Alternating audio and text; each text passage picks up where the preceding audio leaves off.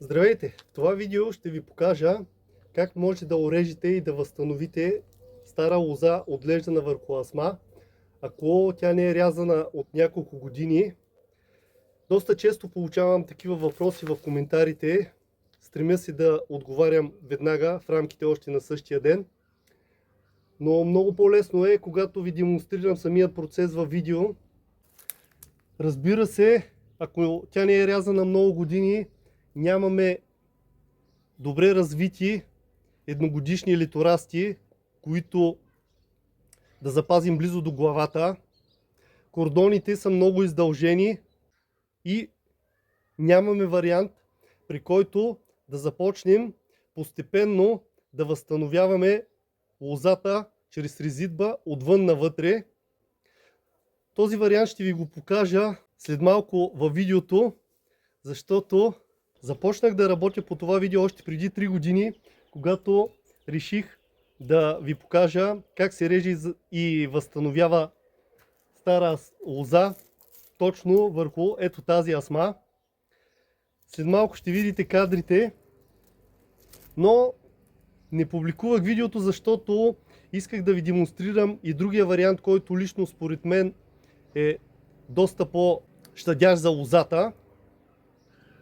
Така че останете до края на видеото, за да видите и двата варианта.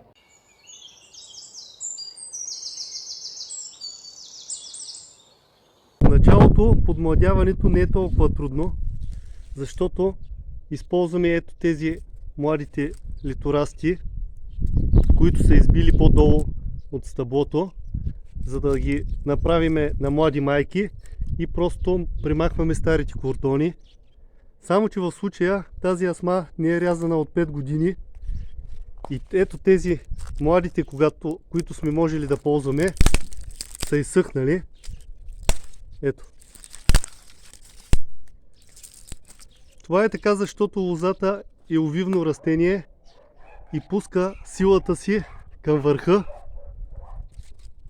Ето върховете, пръчките са живи, а в края всички млади литорасти са изсъхнали и затова ще трябва да отрежем тези старите кордони, да почистиме кората и тук е пълно с спящи пъпки, които като избият лятото ще офилизим, ще оставим само няколко, които ще използваме за млади майки и ще подновим асмата, но това може да го видите към края на видеото. Ето, асмичката ни е жива, има сок. Сега почваме да режем старите кордони.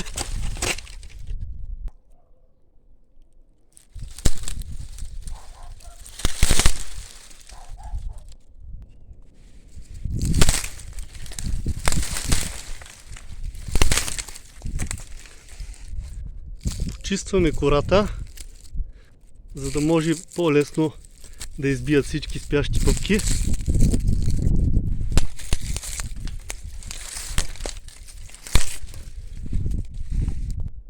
Правя същото и на съседната асма.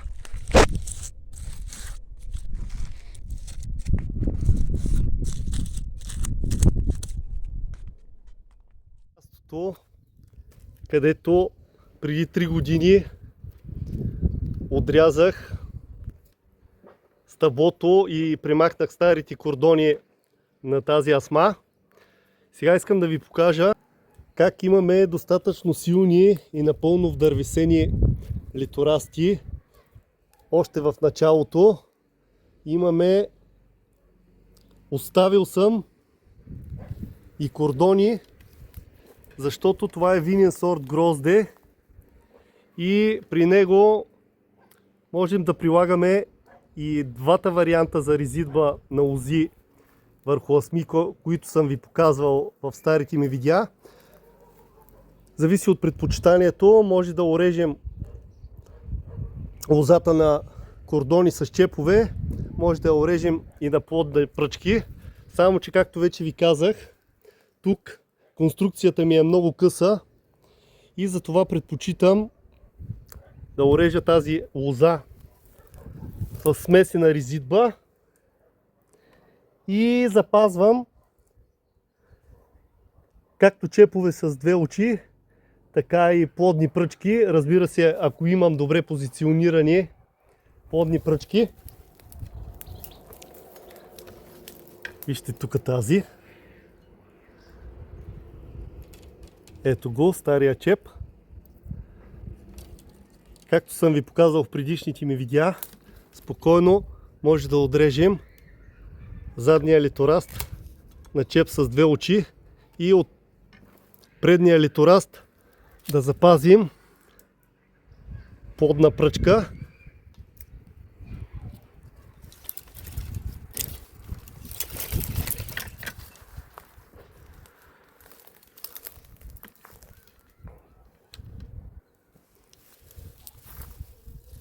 Но също така може да продължим и да запазим кордона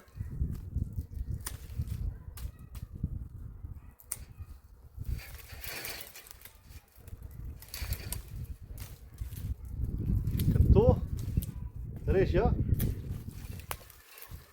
на чепове с две очи.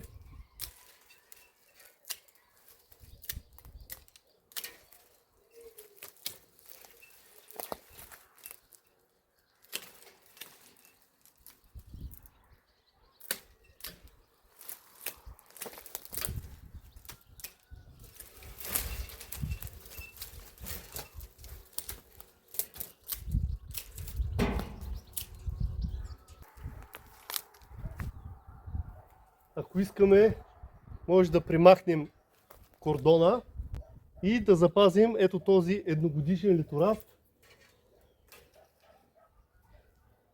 От него може да направим нов кордон в случай, че стария е увреден или по-точно, че чеповете, които са върху него, са увредени.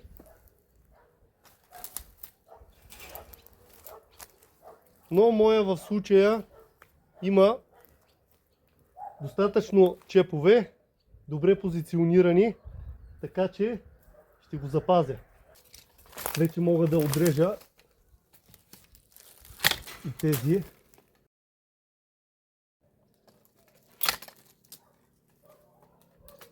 Защото вътре се крият много вредители.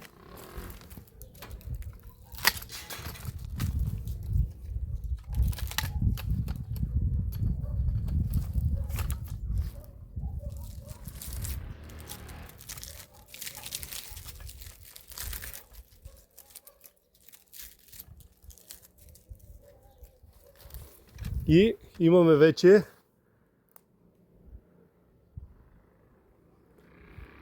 напълно възстановени лози.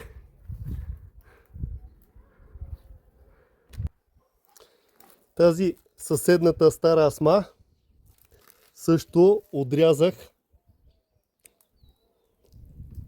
нейните кордони и искам да ви покажа как тук от ъгловите пъпки са покарали нови пръчки, които може да използваме при възстановителната резидба и на тази асма.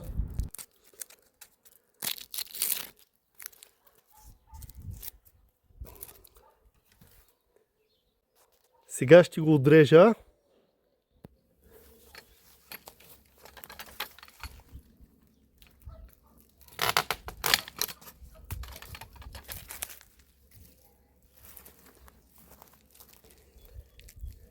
Ето го, напълно изсъхнал, само че отдолу структурата на лозата е запазена. Това е и целта, да не режем кордоните толкова близо до стъблото. И вижте как, когато отрязах този кордон, това е стимулирало да покара литораст от ъгловите очи, които остават спящи в стъблото и в дебелите кордони на лозата. Те имат Предпазна функция, именно когато лозата се щупи или увреди поради някаква причина. Сега мога да примахна и другия отзад.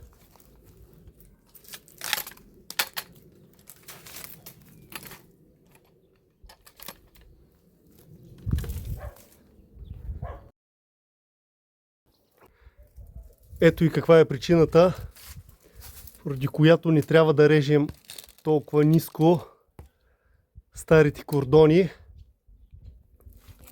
защото доста често лозата започва да изсъхва.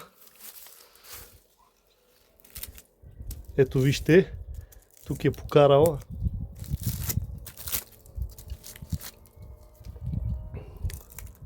Тук е покарала пъпка от черното око. Станало е ново дебело стъбло, само че лозата, изсъхването на лозата продължава додолу и е жива само тази част. Ето тук се вижда по-добре. Ще ви покажа как се реже и се възстановява стара асма, която не е рязана от много години. В едно от предишните ми видеа ви показах как се възстановява такова лозе. Тук при асмата положението е доста по-различно, защото имаме много дълги кордони, които са изсъхнали в задния край и много малко едногодишни литорасти, които все още са живи. Тук съм по покана на Пламен от канала Пламен ТВ. Възможно е да сте гледали неговите видеа. Живот на село, има плейлист в канала. Забелязах в едно от видеята му, че тая асма не е рязана вече от 3 години. Свързах се с него, исках да му помогна, защото няма как всеки да разбира от всичко. Така че сега ще възстановим тая лоза и ако имаме възможност през лятото, ще дойдем да видим и колко грозди е родила. А ако няма възможност, може да видите в неговите видеа, той със сигурност ще направи видео тук под асмата. Сега продължавам. Резидбата на такава асма се прави задължително през пролетта, за да може при един бърз оглед да разберем кои от литорастите са живи и кои са изсъхнали, защото това през есента няма как да стане. Сега започвам отвън навътре, като запазвам само живите литорасти, за да мога да придобия една обща представа и след това от тези литорасти, които все още са живи, ще оформя нови плодни пръчки и по възможност голяма част от кордоните, които, както вече казах, са доста стари, издължени и изсъхнали, ще ги примахна още от основата на лозата. Другото важно, което трябва да се отбележи, е, че лозата плододава единствено от едногодишните пръчки. Много хора правят грешката, запазват стари кордони, 2-годишни и 3-годишни пръчки и после казват, че няма реколта. Да, за разлика от овощните дръвчета, които плододават върху 2-годишните и 3-годишните пръчки, лозата плододава единствено по едногодишните пръчки и затова при възстановяващата резидба ще се опитаме да запазим едногодишни плодни пръчки, възможно най-близо до основата на лозата. Лозата е растение с силно изразена полярност, което означава, че насочва всичката си енергия към върха на литорастите. Това е защото е от семейството на лианите и по този начин те си катерят върху дърветата, но когато тук имаме буйни литорасти, тези, които са близо до главата на лозата, остават слабо развити и доста често изсъхват. В повечето случаи дори не се и развиват литорасти от тези спящите пъпки. Сега ще ви покажа, за да добиете обща представа между една жива едногодишна пръчка и една, която е съхнала през зимата. Ето, жива плодна пръчка и ето такава, която е изсъхнала.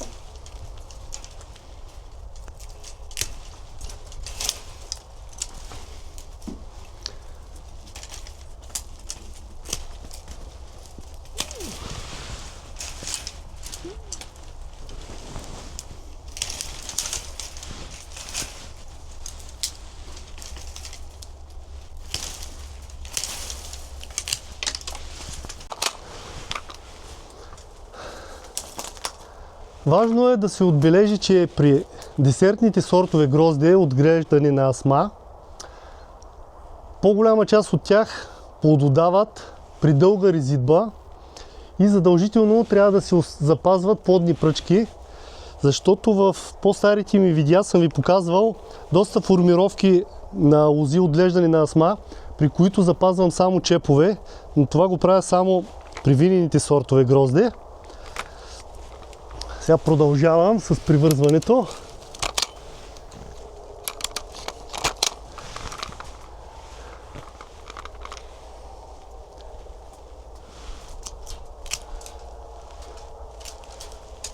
Подновяващия чеп имаме само два литораста с две пръчки. Едната я правим за плодна, задната я правим за чеп. И по този начин не ни се издължават кордоните. Тук лозата е достатъчно силна, може да запазим една плодна пръчка с два чепа. Защото ако няма отзад подновяващ чеп, ето такъв, ето това е. Представете си, че това е стар чеп. Така. С два литораста. Ето. И на следващата когато година? не е имало отзад чеп, а само една дълга пръчка, всичката сила на лозата отива най-отпред. Отива най-отпред, защото тя е лиана. Растение с силно изразена полярност. Всичката енергия, всичките сокове отиват да хранят литорастите. И тук насам не пуска. И тук насам всичко изсъхва. Ето. Да. То се вижда добре. Да. Ето. Абсолютно. Ето. То това стана направо тук като лекция. Малка лекция ще стане. Да. Възстановяват се такива лози, но постепенно. Най-добрият вариант е ето тук сега. Да се отреже ли? Не. Тук сега има пъпки, наричат се черни очи. Тия пъпки малко е сложно, сега си го обясня. Ето сега. Сега ще ви отрежа една пръчка и ще ви го покажа. Ето, сега ще вземем. Така. Ето. Така, ето ги. Това са зимните пъпки или зимните очи. Броят се 1, 2, 3. Само че ето тук, в този пръстен, има още няколко пъпки, които по принцип не се виждат и от тях не се развива литораст. Те са така наречената защитна реакция на лозите. Ако нещо се увредат тези литорасти, тогава покарват тези пъпки. И ако всичко е наред с тия литорасти, тия пъпки остават спящи за дълго време. Ето тези кордони, по тях има доста от тия пъпки, които остават спящи. Ако стане нещо. Ако стане нещо с кордона, от тях пуска. Но тук няма. Те не се виждат. Те не се виждат, но е добре при такива стари изсъхнали лози да почистим кората, за да може да се стимулира покарване на някой от тези пъпки и тогава направо се премахват целите стари кордони и се оставят от тук млади плодни пръчки или млади кордони. Както е тук се е случило, тази преди години е пуснало точно от такава. И това, което го правиш сега, зачистването, добре ли да се прави? Защото От друга страна тук е пълно с акари и с други вредители. Тук са яйцата на гроздовия молец са вътре. Гроздовия акар. Друго нещо. Тези неща, които ви казваш, важат ли за всички сортове? Или си строго определено за... Да, и за десертни, за винени сортове правилата са същите. Само разликата е, че когато режем десертни сортове, трябва да оставяме дълги плодни пръчки. Показал съм ви в моите видеа, защото аз имам и доста асми с винени сортове грозде, където използвам и други формировки само на чепове, нямам такива дълги плодни пръчки. Аз това го обяснявам във видеята, така че който желая може да отвори канала и да ги разгледа. И тук продължаваме с тази сложна операция.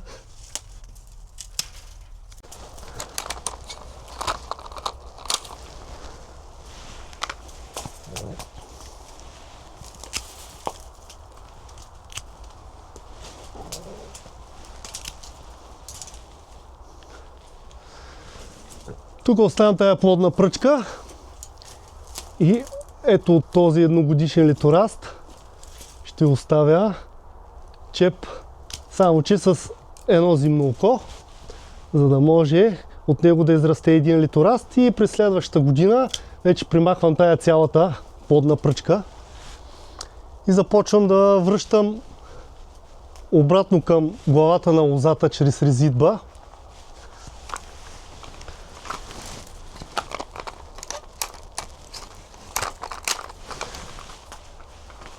Тук вече имаме достатъчно и този мога да го примахна, въпреки че съм го запазил, защото е жив.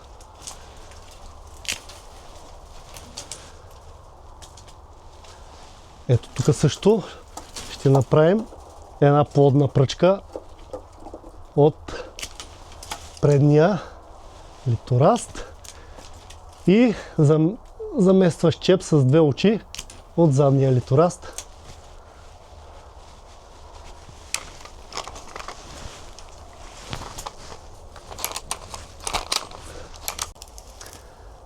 Ето тук много добре се вижда какво се случва с една лоза, ако не бъде рязана дълго време. Това е стара плодна пръчка. Тук нямаме развити едногодишни литорасти. Покарали са едногодишни литорасти само от двете най-предни пъпки. Те остават слабо развити. Тук тази плодна пръчка е отрязана и също има едногодишни литораста.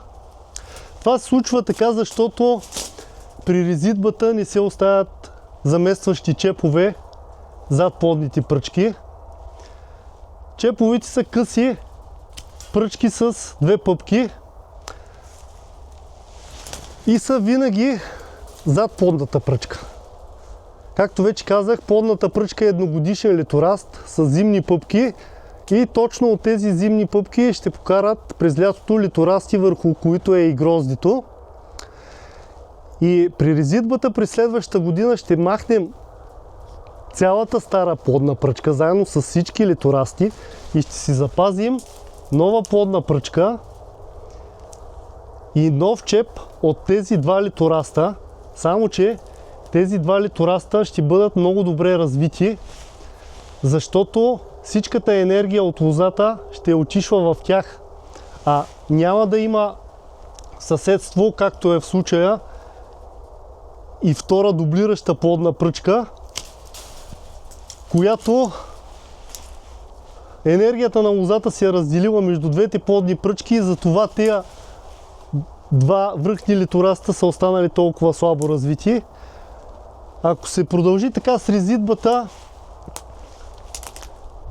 лозите започват много бързо да издължават кордоните и се получава както е това в тая лоза, много изсъхнали пръчки.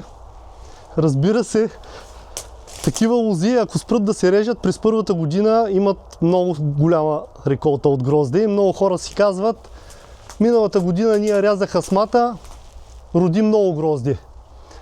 Това е така, защото остават много плодни пръчки. Наистина на всички тях има грозде. То остава по-малко, не е достатъчно сладко, но изтощава и до голяма степен самата лоза.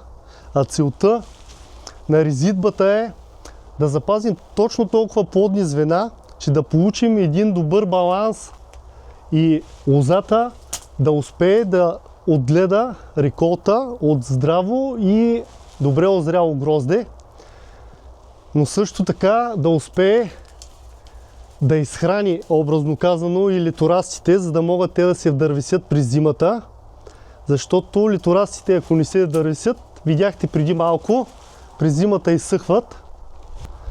Примахнахме вече всичките сухи пръчки И сега е време да започвам да привързвам и да оставям плодни пръчки и чепове за тях, където е възможно. Такава лоза не може да се възстанови изцяло още първата година. Прави се по-агресивна резидба и плодните пръчки се оставят по-къси, а не както обикновено при десертните сортове грозде от по 10-12 пъпки, и тук се оставят по-малко, 6-8 пъпки, защото и без това лозата е достатъчно изтощена.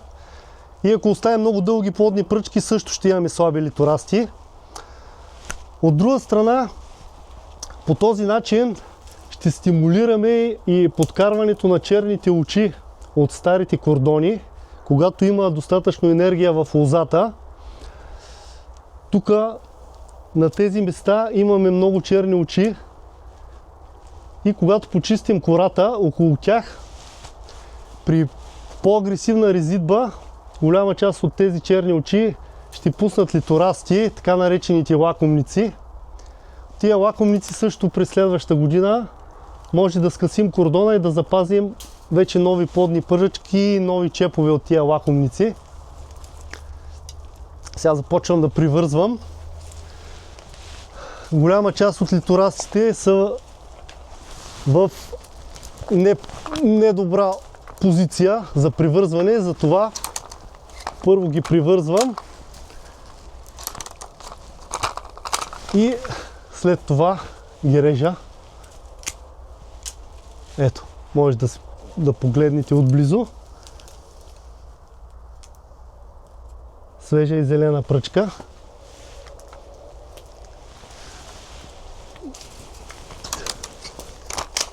Сега първо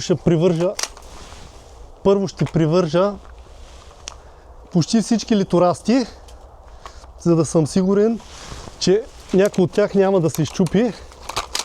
И след това една част от тях ще примахна.